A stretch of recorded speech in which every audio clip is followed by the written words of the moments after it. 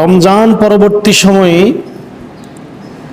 রমজানের শিক্ষা, ঈমানের যত্ন, তাকওয়া অবলম্বন এবং আমলের উপরে অটুট থাকার বিষয়ে কিছু আলোচনা করতে চেয়েছিলাম, কিন্তু রমজান এই বছর ঈদুল ফিতরের পূর্ববর্তী এবং পরবর্তী একটা বিষয় আমার অন্তরে খুব বেশি পীড়া দিয়েছে, খুব বেশি ভাবিয়ে তুলেছে। তাই চিন্তা করলাম রমজান তো আবার ফিরে পাবো, রমজানের শিক্ষা নিয়ে অনেক আলোচনা হয়, এই জরুরি বিষয়টা নিয়ে একটু আলোচনা করা খুব বেশি প্রয়োজন। আমি আশা করব আপনারা সকলেই মনোযোগ দিয়ে শ্রবণ করবেন। মসজিদে আসছেন, কিছুক্ষণ আল্লাহর গোলামি করবেন, কথা শুনবেন। চোখ বন্ধ করে বসে থাকা মানে শয়তানে আপনারা ভালো করে ধরছে, হাত পাও টিপ দিয়েছে, একটু ঘুমা। ইমাম সাহেব কি বলে শোনার দরকার নাই। মসজিদে মাথা নিচু করে, ঘাড় নিচু করে বসে থাকা, আপনারা যখন টেলিভিশনের সামনে বসে থাকেন, আমি দেখি তো দোকানে 1-2 ঘন্টা তেমনি থাকেন, কারো চোখ তো নিচে নামে না। মসজিদে যখন আসবেন মনে রাখবেন ইমাম সাহেব আপনার সাথে এখানে মজা করার জন্য দাঁড়ায় নাই। কোরআন হাদিস থেকে 2-4টি কথা বলবো, মাথায় ঢুকাবেন, গিলবেন। আমি এমনটা করি না, সুর দিয়ে 3 ঘন্টা ওয়াজ করব। আহা হা হুজুরে কি ওয়াজ করছে, কলজা ফাটাই লিছে, কি ওয়াজ করছে বাইরে আর বলতে পারে না, এই ওয়াজ আমরা করি না। মাথা নিচু করে বসে আছেন মানে আপনাকে শয়তানে ধরছে, আপনার হাত পাও টিপ দিছে, মাথায় হাত বুলে দিয়েছে, ঘুমা ঘুমা ঘুমা, ইমাম সাহেবের কথা শুনিস না, খবরদার। মানে ইমাম সাহেব, এই যে এখন গরম না, আজকে আজকে আজকে তাপমাত্রা দেখছেন কত গরম লাগতেছে না? ইমাম সাহেব ওয়াজ করতে করতে ঘামে ইমাম সাহেবের বুক বাসি যায়, আর টেনে ঘুমাইতে ঘুমাইতে ঘুমাইতে মুখে লোল হয়ে দিই, মানে মুখের লোল হালায় মসজিদ বাসায় এলায়। এর পরে কদ্দুর পরে ইমাম সাহেব ওকে সুবহানাল্লাহ, এমনি হাতের লাগো তুমি ওকে নাউজুবিল্লাহ নাউজুবিল্লাহ, গাল হুজবের কেউ নাউজুবিল্লাহ। চোখ বন্ধ করে বসতে পারবেন না, খুবই মনোযোগ দিয়ে শুনবেন। যেই বিষয়টা আমাকে এই ঈদে সবচাইতে বেশি চিন্তিত করেছে সেটা হচ্ছে পারিবারিক সম্পর্ক এবং অধিকার। খুবই জটিল একটা বিষয়, পারিবারিক সম্পর্ক এবং ভাই বোন একে অপরের অধিকার। আর এই সমস্যাটি মহামারী আকারে ধারণ করেছে, আমাদেরকে সভ্যহীন প্রাণী জগতের কাছে আমাদেরকে নিয়ে যাচ্ছে। গত কয়েক ঈদে তো বাড়ছে, এই বছর ঈদে দেখলাম খুব বেশি। পারিবারিক সম্পর্ক আজকে নষ্টের পথে, ভাই ভাইয়ের খবর রাখে না, ভাই বোনের খবর রাখে না, ব্যক্তি তার চাচা যেটা আত্মীয় স্বজনের কোনো খবর রাখে না। এই যে ঈদের দিন বলেন তো, বুকে হাত দিয়ে বলেন, ঈদের নামাজ পড়ে এসে বাড়িতে যায় সময় সিনে খায় ঘুমাইছেন, আপনি খাবার সময় আপনার ভাইকে ডাকছেন, আপনার বোনকে একটু ফোন দিছেন, যাইতে যেতে পারেন নাই ফোন দিছেন, ভাই বাতি যারা নিয়ে কোনোদিন বসছেন? বসেন নাই। এই যে পারিবারিক সম্পর্কহীনতা খুব জটিল আকার ধারণ করেছে। পশ্চিমা সংস্কৃতির প্রভাব, মিডিয়া, নাটক, সিনেমা এবং ধর্মহীন শিক্ষা, সুস্থ সমাজ ব্যবস্থার অভাবে এই সম্পর্কে ভাটা পড়তেছে।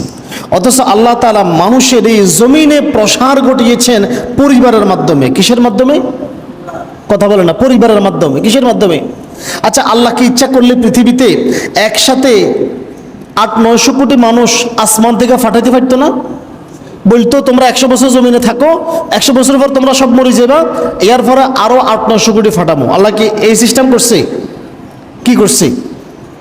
আল্লাহ জমিনে পরিবার বীজ ছেড়ে দিয়েছেন, একটা পরিবার তৈরি করে ছেড়ে দিয়েছেন। আর দেখেন, এই পরিবারটা কিন্তু আল্লাহ জমিনেও তৈরি করে নাই, পরিবারটা আল্লাহ পৃথিবীতে তৈরি করে নাই। কোথায় তৈরি করছে? জান্নাতে। পরিবার কোথায় তৈরি করছে? কথা বলে না, পরিবারটা কোথায় তৈরি করছে? জান্নাতে। আল্লাহ ইচ্ছা করলে আদম আলাইহিস সালামের পৃথিবীতে ফাটাই, হাওয়ারে ফরে ফাটাইতে ফেরতো না, তাহলে তারা দুনিয়াতে আসি পরিবার গঠন করতো, কিন্তু না, আল্লাহ আদম আলাইসাল্লামকে জান্নাতে সৃষ্টি করেছেন, হাওয়া আলাইসাল্লামকে জান্নাতে সৃষ্টি দিয়ে জান্নাতে তাদেরকে বিবাহ পড়ায় পরিবার গঠন করেছেন। আল্লাহু আকবার।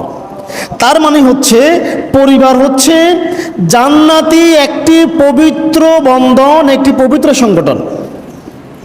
কথা কি বোঝা আসছে? পরিবার হলো জান্নাতি সংগঠন, পরিবার হলো জান্নাতি বন্ধন, জান্নাতের সম্পর্ক। পরিবার হলো কিসের সম্পর্ক? পরিবার জান্নাতে গঠন হয়েছে, এটা পবিত্র পরিবার, পবিত্র বন্ধন। অথচ পৃথিবীতে আসার পরে মানুষ এই পবিত্র বন্ধনকে অপবিত্র করে তুলতেছে, নিজেদের পশুর সমাজের দিকে ধাবিত করতেছে। পরিবার জান্নাতি পবিত্র সম্পর্ক হওয়ার কারণেই কোনো বিবাহিত ব্যক্তি যদি জিনা করে স্ত্রী ছাড়া অন্য কারো সাথে, অথবা কোনো স্ত্রী স্বামী ছাড়া অন্য কোনো নারীর সাথে অবৈধ সম্পর্কে লিপ্ত হয়, তার শাস্তি কি? জঘন্যতম শাস্তি। পৃথিবীতে এত নিকৃষ্ট, এত ঘৃণিত, এত লাঞ্ছিত শাস্তি পৃথিবীতে আর কোনোটা নাই। একজন জিনাকারীর শাস্তি হচ্ছে কি? তাকে অর্ধেক মাটিতে ফুতে পাথর মেরে মেরে মেরে মেরে হত্যা করা। কেন? সে ওই যে জান্নাতি সংগঠন, জান্নাতি বন্ধন, পরিবারের মতো পবিত্র বন্ধনের উপরে কালিমা লেপন করেছে, এই জন্য তার এমন নিকৃষ্ট শাস্তি। পরিবার পবিত্র সম্পর্ক, সংগঠন, যেমন আল্লাহ তাআলা বলতেছেন সূরা নিসা আয়াত নং 1, আল্লাহ তাআলা বলেন, ইয়া আইয়ুহান নাসুত্তাকু রাব্বাকুমুল্লাযী খালাকাকুম। ও দুনিয়ার মানুষ, হে মানুষগণ, তোমরা আল্লাহকে ভয় করো। কাকে ভয় করো? তোমরা আল্লাহকে ভয় করো, যিনি সৃষ্টি করেছেন তোমাদেরকে মিন নাফসিন ওয়াহিদাতিন, এক ব্যক্তি থেকে তোমাদেরকে সৃষ্টি করেছেন। ওই এক ব্যক্তির নাম কি? ওই এক ব্যক্তির নাম কি? যিনি তোমাদেরকে সৃষ্টি করেছেন এক ব্যক্তি থেকে। ওয়া খালাকা মিনহা যাওজাহা, এবং তার থেকে তার স্ত্রীকে, আদম থেকে তার স্ত্রীকে। হাওয়া আলাইহিসসালাম আলাদা কোনো শ্রেণী নয়, হাওয়া আলাইহিসসালামকেও আদমের দেহের অংশ বিশেষ দিয়ে তৈরি করা হয়েছে। এই জন্য পুরুষ নারীর প্রতি আকৃষ্ট হয়, এটা নিজের অংশ, এটা যে নিজের অংশ, এই জন্য পুরুষ নারীর প্রতি আকৃষ্ট হয়। নারী যদি আলাদা বস্তু হইতো, আলাদা কিছু হইতো, তাহলে তার প্রতি আকর্ষণ তৈরি হইতো না।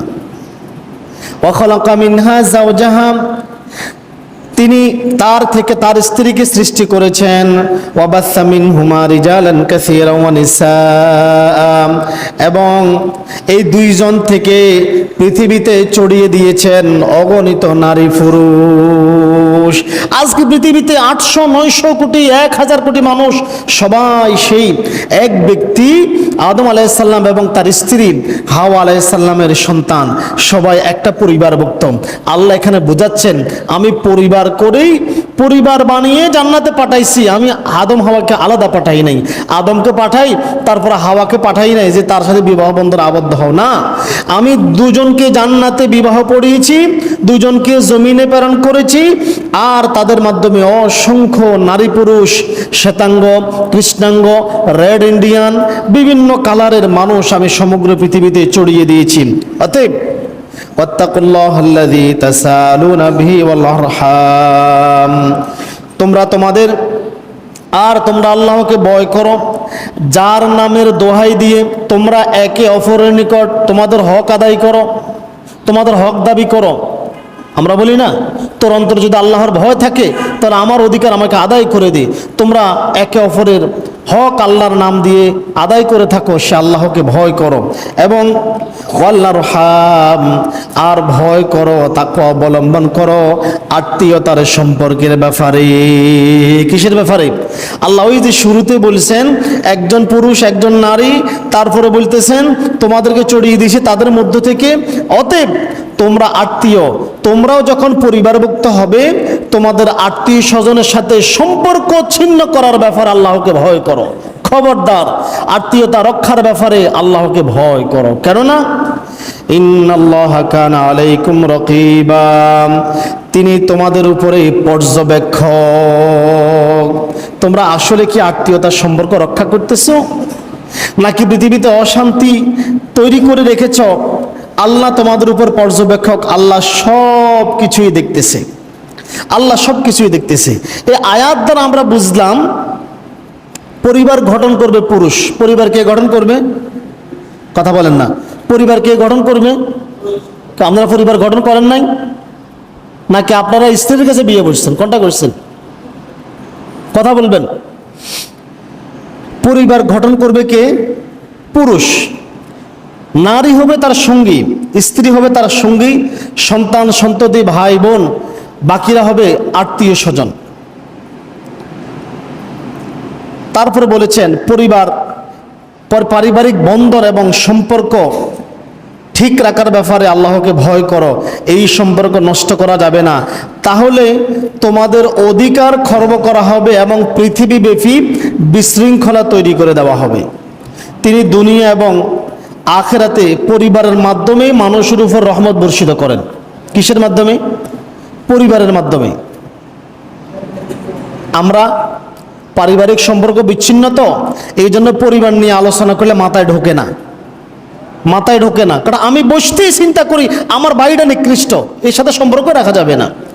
এই জন্য কেউ বললে এটা মাথায় ঢোকে না, নিরপেক্ষতা নিয়ে বসি না যে আমার বোন এটা গরিব, এটা দেখতে পারে না, চিন্তা চেতনার নিম্নগামী। এখন আল্লাহ তাআলা বলতেছেন, আল্লাহ নবী বলতেছেন, আল্লাহ পৃথিবীতে রহমত বর্ষিত করবেন কিসের মাধ্যমে? পরিবারের মাধ্যমে। কেন? দেখেন আল্লাহ নবী বলেছেন হাদিসে কুদসি, আব্দুর রহমান ইবনে আউফ রাদিয়াল্লাহু তাআলা আনহু বলেন, আল্লাহ নবী বলেছেন, قال الله تبارك وتعالى, আল্লাহ তাআলা বলেন, আনাল্লাহ, আমি আল্লাহ। আল্লাহ বলতেছে কি? আমি আল্লাহ। ওয়া আনার রহমান, আমি রহমান, আমি দয়াময়। খলাকতুর রহিমি, আমি রেহেম সৃষ্টি করেছি, মানে মায়ের গর্ভ সৃষ্টি করেছি। আল্লাহ কি সৃষ্টি করছে? আমি মায়ের গর্ভ সৃষ্টি করেছি। ওয়া শাক্কাকতু লাহা মিন ইসমি, এবং এই মায়ের গর্ভের নামকরণ করেছি আমার নাম থেকে। আল্লাহু আকবার। আল্লাহর নাম হচ্ছে রহমান। আল্লাহ বলতেছেন আমি মায়ের গর্ভের নাম দিয়েছি রেহেম। রহম থেকে, রহমান থেকে রেহেম, মায়ের গর্ভ অর্থাৎ দয়া, এই দয়া থেকে আমি সৃষ্টি করেছি আমার নাম থেকে। ফামান ওয়াসালাহা, যেই ব্যক্তি এই মায়ের গর্ভের সাথে সম্পর্কিত অর্থাৎ রক্তের বন্ধনের সাথে সম্পর্ক রাখবে, ওয়াসালতুহু, আমি তার সাথে সম্পর্ক রাখবো। আল্লাহু আকবার। ওয়ামান কাতাআহা, যেই ব্যক্তি রহিমের সম্পর্ক, আত্মীয়তার সম্পর্ক, রক্তের সম্পর্ক, ভাই বোনের সম্পর্ক, আত্মীয় স্বজনের সম্পর্ক, চাচা জ্যাঠার সম্পর্ক বিচ্ছিন্ন করবে, আল্লাহ নবী সাল্লাল্লাহু তাআলা বলেন, বাতাতুহু, আমি আল্লাহ তার সাথে সম্পর্ক ছিন্ন করে দেব। নাউজুবিল্লাহ। আয়াত ও হাদিস দ্বারা বোঝা যায় রক্ত সম্পর্কীয় আত্মীয়, যেমন পিতা মাতার দিক থেকে আত্মীয়। আমরা আত্মীয় স্বজন বলতে বুঝি, আমরা কি বুঝি জানেন? আমরা যদি আত্মীয় স্বজনের ওয়াজ করি তো পুরুষ বোঝে শ্বশুর দিকের আত্মীয়। কোন দিকের আত্মীয়? শ্বশুর, শাশুড়ি, শ্যালক, শ্যালকের স্ত্রী, এইভাবে শ্বশুরের দিকের আত্মীয়দেরকে আত্মীয় মনে করে। আসলে কোরআন এবং হাদিসের ভাষায় আত্মীয় হচ্ছে পিতামাতার দিক থেকে রেহেমের সম্পর্কীয়, রক্তের বন্ধনের আত্মীয়। তারা হচ্ছে আপনার প্রকৃত আত্মীয়, তারা সর্বদাই আপনার পরিবারের মধ্যে গণ্য। যেমন কারা? পিতামাতা, ভাই বোন, দাদা দাদি, চাচা চাচি, জ্যাঠা জেঠি, ফুফা ফুফু, নানা নানি, মামা মামি, খালা খালু, তাদের সন্তানরাও আমাদের পরিবারের অন্তর্ভুক্ত, তারাও আমাদের পরিবারের অন্তর্ভুক্ত এবং আত্মীয়। এখন বর্তমান সময়ে আমরা আত্মীয়তার সম্পর্ক তো রক্ষা করি না। আর আমরা আত্মীয়তার রক্ষা বলতে আমরা কি বুঝি জানেন? আমরা মনে করি কোনো আত্মীয় আমার সাথে সম্পর্ক ভালো রাখে তাই আমিও ভালো রাখি, কোনো আত্মীয় আমার সাথে সাক্ষাৎ করে তাই আমিও করি। আমরা মনে করি আত্মীয়তা রক্ষা হচ্ছে এটা, কিন্তু না। আত্মীয়তা রক্ষা হচ্ছে কেউ আমার সাথে সম্পর্ক, আমার ভাই আমার সাথে কথা বলে না, আমার বোন আমার সাথে সম্পর্ক রাখে না, আমি তার সাথে সম্পর্ক রাখবো, এটা হচ্ছে আত্মীয়তা রক্ষা। আমার ভাই আমার খবর নেই, আমার বোন আমার খবর নেই, তাই আমিও নিই, এটা হচ্ছে প্রতিদান। এটা হচ্ছে কি? কথা বলেন, এটা কি? প্রতিদান। একে অপরের খবর নিলাম, হাফেজ মিয়া আমার খাওয়াইলাম, আমি হাফেজ মিয়ারে খাওয়াইলাম, এটা হচ্ছে প্রতিদান। এটা কি? প্রতিদান। এটা কোনো আত্মীয়তার সম্পর্ক নয়। আত্মীয়তার সম্পর্ক হচ্ছে আমার ভাই আমার সাথে কোনো কারণে রাগ করে কথা বলে না, আমার বোন আমার সাথে বিচ্ছিন্ন হয়েছে, এখন এই ভাই বোনের সাথে আমি নিজের সম্পর্ক ভালো রাখবো, এটা হচ্ছে আত্মীয়তা রক্ষা। এটাই হচ্ছে আত্মীয়তা রক্ষা। আর আত্মীয়তা রক্ষা হচ্ছে। আত্মীয়তার সম্পর্ক বিচ্ছিন্ন করলে আল্লাহ তাআলা বলতেছেন আমিও তার সাথে সম্পর্ক বিচ্ছিন্ন করে দেব। আর আমরা যেটা মনে করি এই যে বছরের পর বছর এটাই মনে করতেছি আত্মীয়তার সম্পর্ক রক্ষা মানে আমার যে খবর রাখবে আমিও তার খবর রাখবো। বিশেষ করে মহিলাদের ভিতরে এই চিন্তা, আমাদের বাড়িতে মা বোনরা এই চিন্তা করে আমার সাথে যে সম্পর্ক ভালো রাখবে আমিও তার সাথে সম্পর্ক ভালো রাখবো। আর পুরুষেরও এইভাবে উস্কায়। অথচ আব্দুল্লাহ ইবনে ওমর রাদিয়াল্লাহু তাআলা আনহু বলেন ক্বালান নবী সাল্লাল্লাহু আলাইহি ওয়াসাল্লাম লাইসাল ওয়াসিলু বিল মুকাফি, প্রতিদানকারী আত্মীয়তার হক আত্মীয়তার সম্পর্ক রক্ষাকারী নয়। প্রতিদান বুঝুন তো, মানে ওই যে বললাম আমার ভাই আমার দাওয়াত দিয়েছে তাই আমিও দাওয়াত দিছি, আমার ভাই আমার খবর রাখছে তাই আমিও খবর রাখছি, ওই যে ভাই খবর রাখে না তার খবর আমিও রাখি না, এটা হচ্ছে প্রতিদানকারী।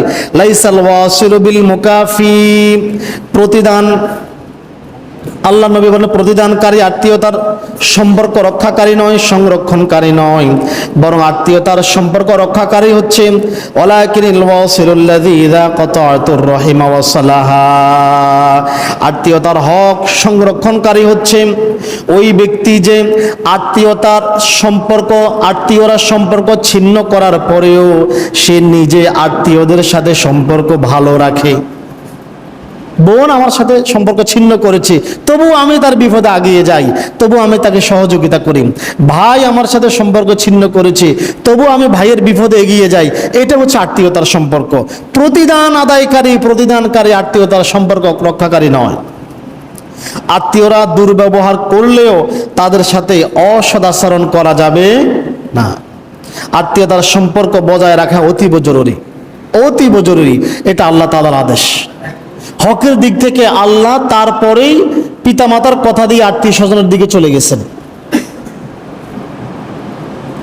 এই যে এই রমজানে কত গরিব মিসকিনেরে আমরা কত হাদিয়ে দিছি না, সম্মানই করছি না, ইমাম সাহেবের তো করছি, আপনি কি আপনার ভাই বোনকে করছেন, ভাই বোনের খবর নিছেন? আহা, এই যে একটা ঈদ গেল, একটা ঈদ গেছে, আমি আশ্চর্য হয়েছি। ছোটবেলায় আমি দেখেছি ঈদের 2-3 দিন অনেক ঘরে রান্না বান্না হইতো না। কেন? বড় ভাই বলতো ঈদের নামাজ পড়ে আসে আগে সবাই আমার ঘরে খাইবা, মেজো বাড়ির ঘরে রাত্রে, সেজো বাড়ির ঘরে পরের দিন সকালে, একবার ছোটটার ঘরে পরের দিন দুপুরে, এইভাবে ভাই বোনের বাড়িতে ঘুরতো। এই যে এই বছর একটা ঈদ গেল, রমজান গেল, বলেন তো কতজন আপনারা আপনাদের বোনের খবর নিয়েছেন? কতজন আপনারা আপনার ভাইয়ের সাথে মোলাকাত করেছেন, ভাইকে দাওয়াত দিনে খাওয়াইছেন? ঈদ গিয়ে এটা ঈদ আনন্দ মানে কি? সবাই মিলেমিশে থাকবো, শত্রু মিত্র ভেদাভেদ ভুলে যাব, একসাথে মিলিত হব। কিন্তু ঈদের দিন এই যে আপনার বুকে হাত দিয়ে বলেন কয়জন গেছেন ঈদের দিন ঈদের নামাজে পড়ে আসি, বাড়িতে সামাইছেনি, গোস্ত খাইছে, শুইছেন, সারাদিন আর ঘর থেকে বাইরে হন নাই, যদি কারোর সামনে পড়ে যাই ডাকি আনা লাগে। হায় এত বেশি চিন্তিত করেছে আমাকে। অথচ আল্লাহ তাআলা বলতেছেন ওয়াবুদুল্লাহ ওয়ালা তুশরিকু বিহি শাইআ, আর তোমরা আল্লাহর ইবাদত করো, তার গোলামি করো, তার সাথে কোনো কিছুকে শরীক করো না। ওয়াবিল ওয়ালিদাইনি ইহসানা, তারপরে বলতেছেন সম্পর্ক ভালো রাখো, ইহসান করো পিতামাতার উপরে। ওয়াবিযিল কুরবা, এবং রক্তের বন্ধনের আত্মীয়দের সাথে। ভাইয়ের খবর রাখেন। আল্লাহর পক্ষ থেকে আত্মীয় এবং জ্ঞাতিবর্গ আল্লাহ তাআলা একবারে 3 নম্বরে জায়গা দিয়েছেন। পিতামাতার পরেই বলতেছেন তোমার রক্তের বন্ধনের আত্মীয় যারা, তাদের সাথে সুসম্পর্ক বজায় রাখো, তাদের প্রতি ইহসান করো। তাদের ব্যাপারে আল্লাহ তাআলা আদেশ দিয়েছেন খবরদার। আত্মীয়তার সম্পর্ক সরাসরি জান্নাতে নিয়ে যাবে। কোথায় নিয়ে যাবে? আর দুনিয়াতে তো বিভক্ত হওয়া মানেই আপনাকে ছিঁড়ে খাবে। ব্রিটিশদের একটা রুলস ছিল, ভাগ করো শাসন করো। আপনারা 5 ভাই যদি আলাদা আলাদা থাকেন, 5 জনকে ছিলে খাবে। 5 ভাই যদি একসাথে থাকেন, 10 জন আপনাদের সাথে কথা বলতে সাবধানে কথা বলবে, তারা এক আছে। কথা কি বুঝে আসছে? আজকে মুসলিম বিশ্ব খণ্ড কতগুলি রাষ্ট্র। এটাই হচ্ছে ইউরোপ আমেরিকার চালাকি। ছোট ছোট রাষ্ট্রে বিভক্ত করে দাও, যাতে করে তারা এক থাকতে না পারে। এক থাকলে তো শক্তিশালী হয়ে যাবে। এক থাকলে তো শক্তিশালী হবে, তাদের সাথে পারা যাবে না, এক থাকার সুযোগ দিবে না। আবু আইয়ুব আল আনসারী রাদিয়াল্লাহু তাআলা আনহু বলেন, জৈনিক বেদুইন ব্যক্তি আল্লাহর নবীকে এসে বললেন, ইয়া রাসূলুল্লাহ, আমাকে এমন বিষয় অবহিত করুন যা আমাকে জান্নাতের নিকটবর্তী করবে এবং জাহান্নাম থেকে দূরে সরিয়ে দিবে। আল্লাহর নবী বলেন, শোনো, তুমি আল্লাহর গোলামি করবে এবং তার সাথে কোনো কিছুকে শরিক করবে না, সালাত কায়েম করবে, যাকাত প্রদান করবে এবং আত্মীয়তার সম্পর্ক বজায় রাখবে। হাদিসে আছে, যারা আত্মীয়তার সম্পর্ক বজায় রাখে তারা দুনিয়াতে কোনোদিন বিপদের সম্মুখীন হয় না। কেন জানেন? আপনারা 5 ভাই মনে করেন, 5 ভাই যদি একসাথে এক মিলে থাকেন, পরিবার আলাদা হইতে পারে কিন্তু ভাইয়ে ভাইয়ের সম্পর্ক অটুট। কখনো এক ভাই বিপদে পড়লে বাকি 4 ভাই তার টেনে উঠাবে, উঠাবে না? এক ভাই বিপদে পড়লে বাকি 4 ভাই তাকে টেনে উঠাবে, আবার সেই ভাই উঠে দাঁড়িয়ে যাবে। যারা আত্মীয়তার সম্পর্ক বজায় রাখে তারা দুনিয়াতে কখনোই বিপদের সম্মুখীন হয় না। আজকে আমরা বিপদের সম্মুখীন, কারণ আত্মীয়তার সম্পর্ক আমরা ছিন্ন করে ফেলেছি। আত্মীয়তার সম্পর্ক আমরা ছিন্ন করে ফেলেছি। দেখেন, আল্লাহর নবী সাল্লাল্লাহু আলাইহি সাল্লাম আত্মীয়তাকে পরকালের সাথে, আত্মীয়তাকে ঈমানের সাথে সম্পর্ক করে ছেড়ে দিয়েছেন। হাদিস দেখেন, আন আবি হুরায়রা রাদিয়াল্লাহু তাআলা আনহু قال قال النبي صلى الله عليه وسلم من كان يؤمن بالله واليوم الآخر, যেই ব্যক্তি আল্লাহর প্রতি বিশ্বাস রাখে এবং পরকালের প্রতি বিশ্বাস রাখে, ফালইউকরিমু দাইফাহু, সে যেন মেহমানকে সম্মান করে অতিথিদেরকে আপ্যায়ন করে। বাড়িতে মেহমান আসছে, মেহমান শত্রু হতে পারে, সে যেন, যে ব্যক্তি আল্লাহর প্রতি বিশ্বাস রাখে, যেই ব্যক্তি পরকালের প্রতি বিশ্বাস রাখে, সে যেন তার বাড়িতে তার কাছে কোনো মেহমান আসলে সে যেন তাকে সম্মান করে, তাকে আপ্যায়ন করে। আবার বলেন, ওয়ামান কানা ইউমিনু বিল্লাহি ওয়াল ইয়াউমিল আখির, যে ব্যক্তি আল্লাহ এবং পরকালে বিশ্বাস করে, ফালিউসিল রাহিমাহু, সে যেন আত্মীয়দের সাথে সম্পর্ক ভালো রাখে। আত্মীয়তার সম্পর্ক ছিন্ন করি তাসবিহ নিয়া সুবহানাল্লাহ সুবহানাল্লাহ সুবহানাল্লাহ লা ইলাহা ইল্লাল্লাহ লা ইলাহা ইল্লাল্লাহ, ফেরেশতারা ইয়ার উপর মুকুট দিয়ে ফিটাইব, ইয়ার উপর দিয়ে ফিটাইব। যা বেটা, তুই জান্নাতি সম্পর্ক নষ্ট করে ফেলেছস। আল্লাহ পারিবারিক আত্মীয়তার সম্পর্ক তো জান্নাতে তৈরি করছে, পবিত্র বন্ধন, পবিত্র সম্পর্ক। তুই পবিত্র সম্পর্ক নষ্ট করে দুনিয়াতে লা ইলাহা ইল্লাল্লাহ লা ইলাহা ইল্লাল্লাহ আস্তাগফিরুল্লাহ আস্তাগফিরুল্লাহ, আল্লাহ কি এটা বলছে? লা লা লা লা। আল্লাহ নবী আবার বলেন, ওয়ামান কানা ইউমিনু বিল্লাহি ওয়াল ইয়াউমিল আখির, যে ব্যক্তি আল্লাহ এবং পরকালে বিশ্বাস রাখে, ফালিয়াকুল খয়রান আও লিয়াসমুতুম, সে ভালো কথা বলবে, সে কল্যাণকর কথা বলে অথবা কথা বলবে অথবা চুপ থাকবে। আমরা যেরকম ফাহিশা কথাবার্তা বলি এরকম কথাবার্তা বলার দরকার নাই। অতএব মেহমান দেখে রাগ করবেন না, মেহমান দেখে চেহারা বিবর্ণ করবেন না। আজকে এই ঈদে আমার কাছে সবচাইতে বেশি কষ্ট যেটা পেয়েছি আমি, সেটা হচ্ছে, হায় হায়, এই বছর আমাকে যেই বিষয়টা কষ্ট দিয়েছে সেটা হচ্ছে, অনেকের বাড়িতে তার বোন আসে নাই, অনেকের বাড়িতেই তার ফুফুরা আসে নাই। কেন আসে নাই? তারা বাড়িতে আসলেই আমাদের চেহারা বিবর্ণ হয়ে যায়। কেন? তারা অংশ নিয়ে গেছে। কি নিয়ে গেছে? আমার কথায় কেউ রাখবে না, আমি কারো চেহারা দেখে কথা বলবো না, আল্লাহ নবী এবং আল্লাহ যা বলেছে তাই বলবো। আপনার রাগ করবেন, খুশি হবেন, এতে আমার কিছু যায় আসে না। আমার দরকার আল্লাহকে খুশি করা। চেহারা কেন বিবর্ণ? বোন ফুফুরা অংশ নিয়ে গেছে, তো তাদের সাথে সম্পর্ক শেষ। আমরা মনে করি অংশ নিছে মানে তার সাথে আমার সম্পর্ক শেষ, পিতার বাড়িতে তার আর কোনো জায়গা নাই। আচ্ছা বলেন তো, ভাইয়ের সাথে, বোনের সাথে, পুপুর সাথে আপনার কি টাকা পয়সার সম্পর্ক নাকি রক্তের সম্পর্ক? কি দিয়ে সম্পর্ক মূল্যায়ন করবেন? এখন রক্তের সম্পর্ক যারা টাকা দিয়ে, সম্পদ দিয়ে মূল্যায়ন করে, তারা কি মানুষের কাতারে আছে নাকি পশু প্রাণীর কাতারে চলে গেছে? কেমনে চলে গেছে জানেন? এবার আপনাদেরকে দেখাই। একটা কুকুর কয়টা বাচ্চা জন্ম দেয়? 7টা। 2-4টা নষ্ট হয়, 4-5টা থাকে। এই একটা কুকুর 4-5টা বাচ্চাকে আস্তে আস্তে বড় করে। একটা সময় যখন বড় হয় 4-5টা কুকুর, একই মায়ের গর্ভের 4-5টা কুকুরের বাচ্চা, এদেরকে যদি একসাথে খাবার দেন, তারা খাবার নিয়ে কামড়াকামড়ি করে কিনা, একটা অপরটার গায়ে আঘাত করে কিনা, কামড় দেয় কিনা, ঘেউ ঘেউ করে কিনা? কেন? সবাই চায় বেশি খাওয়ার জন্য। কিন্তু কুকুরের স্বভাব সম্পদ নিয়ে, খাবার নিয়ে, অর্থ নিয়ে ঝগড়া করা, এটা হচ্ছে কুকুরের স্বভাব। তো কোনো মানুষ যদি সম্পদের কারণে তার বোনের সাথে, ভাইয়ের সাথে, পুপুর সাথে সম্পর্ক ছিন্ন করে, তাহলে সে কি মানুষের কাতারে আসে নাকি কুকুরের কাতারে গেছে? আপনারাই বিবেচনা করেন, আমি বললাম না। আল্লাহ যে বলেছেন উলাইকা কাল আনআম, তারা পশুর মতো। পশুর মতো নয়, বালহুম আদাল, বরং আরো নিকৃষ্ট, আরো নিকৃষ্ট। এখন আমরা অনেকে মনে করি, আমরা মেয়েদেরকে আমাদের দেশে বুঝায় অংশ মানে ধ্বংস, মেয়েরা অংশ নিলে নাকি ধ্বংস হয়। তো বাপের অংশ ছেলে নিলে ধ্বংস হবে না? কথা বলেন না? বাপের অংশ ছেলে খাইলে মজা, আরাম, মেয়ে খাইলে হারাম। হ্যাঁ, আপনি ছেলে আত্মীয় স্বজন দেখবেন, বোনের সাথে সম্পর্ক ভালো রাখবেন, পুপুর সাথে সম্পর্ক ভালো রাখবেন, আপনার চাচা চাচার সাথে সম্পর্ক ভালো রাখবেন। এই জন্য তো আল্লাহ দ্বিগুণ দিছে আপনাকে।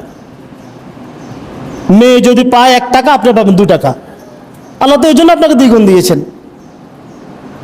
বাপের অংশ ছেলে খাইলে মজা, আর মেয়ে খাইলে। এখন বোনের সম্পদ যে আপনি 40 বছর 10 বছর জোর করে ভোগ করতেছেন, আদায় করতেছেন না, আপনার সম্পদ কি হালাল রইল না হারাম হইল, এটা একটু মাথায় ঢুকাইয়েন। আমি বললাম না আর কি, আপনারাও তো ইমানদার দাবি করেন, মাথায় একটু ঢুকাইয়েন।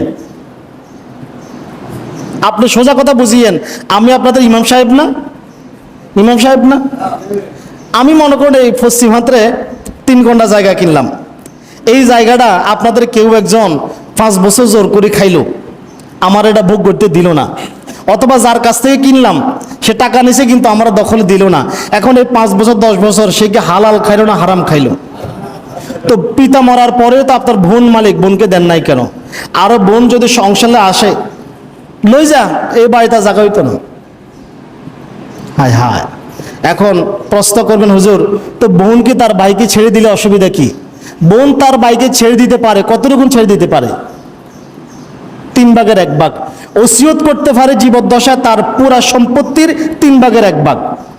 যার কোনো সন্তান নাই, কিচ্ছু নাই, যার সম্পদ খাওয়ার কেউ নাই, সেও যদি দান করে, আল্লাহ নবী, ওই যে কালালার একটা হাদিস আছে, একটা আয়াত আছে, যেখানে বলেছেন তুমি যদি দান করো তাহলে তোমার টোটাল সম্পত্তির 3 ভাগের 1 ভাগ দান করতে পারবা। কথা কি বুঝে আসছে? কিন্তু আমরা বাইরেতে সবটাই মারা দিতেছি। হ্যাঁ, হায় হায়, কি জবাব দিবেন? আপনার বোনের সাথে আপনার সম্পর্ক সম্পদের নয়, আপনার সাথে আপনার বোনের সম্পর্ক রক্তের সম্পর্ক। আর রক্তের সম্পর্ক যারা কর্তন করে, আল্লাহ তাদের সাথে সম্পর্ক কর্তন করে ফেলেন। আল্লাহ তাদেরকে দুনিয়া এবং আখিরাতে লাঞ্ছিত করেন। আপনি দেখেন না, ভাই বোনের সম্পর্ক ভালো আছে, আল্লাহর রহমত আসমান থেকে নগরিত পড়তেছে, ওই পরিবারকে আল্লাহ অকাদরে দিচ্ছে।